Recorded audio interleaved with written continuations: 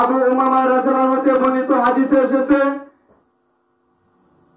এক ব্যক্তি রাসূল সাল্লাল্লাহু আলাইহি সাল্লামকে জিজ্ঞেস করলো, হে আল্লাহর রাসূল সাল্লাল্লাহু আলাইহি সাল্লাম, সন্তানের উপর পিতামাতার হক কি?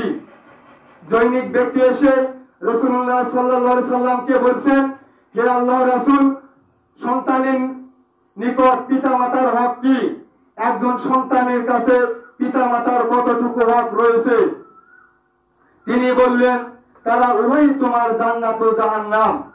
অর্থাৎ পিতামাতা উভয়ই জান্নাত অথবা জাহান্নাম। তার মানে যেই সন্তান পিতা মাতার সেবা করবে, পিতা মাতার সঙ্গে সুন্দর ব্যবহার করবে, উত্তম আচরণ করবে, এই সন্তানের জন্যই ওই পিতা মাতা জান্নাত। আর যে সন্তান পিতা মাতার অবাধ্য হয়ে চলবে, বিরুদ্ধাচরণ করবে, পিতা মাতার সেবা না করে পিতা মাতার সঙ্গে খারাপ আচরণ করবে, এই সন্তানের জন্যই ওই পিতা মাতা জাহান্নাম। তাহলে চিন্তা করে দেখুন, একজন সন্তানের নিকটে হক হচ্ছে পিতা মাতার, পিতা মাতা উভয়ই জান্নাত অথবা জাহান্নাম। যারা সন্তান হয়ে পিতা মাতার সেবা করে আল্লাহর সন্তুষ্টি অর্জন করবে, তাদের জন্য রয়েছে জান্নাত। যারা পিতা মাতার সঙ্গে খারাপ আচরণ করে আল্লাহর অসন্তুষ্টি অর্জন করবে, তাদের জন্যই রয়েছে জাহান্নাম। এই হাদিস থেকে তা স্পষ্টভাবে প্রমাণ।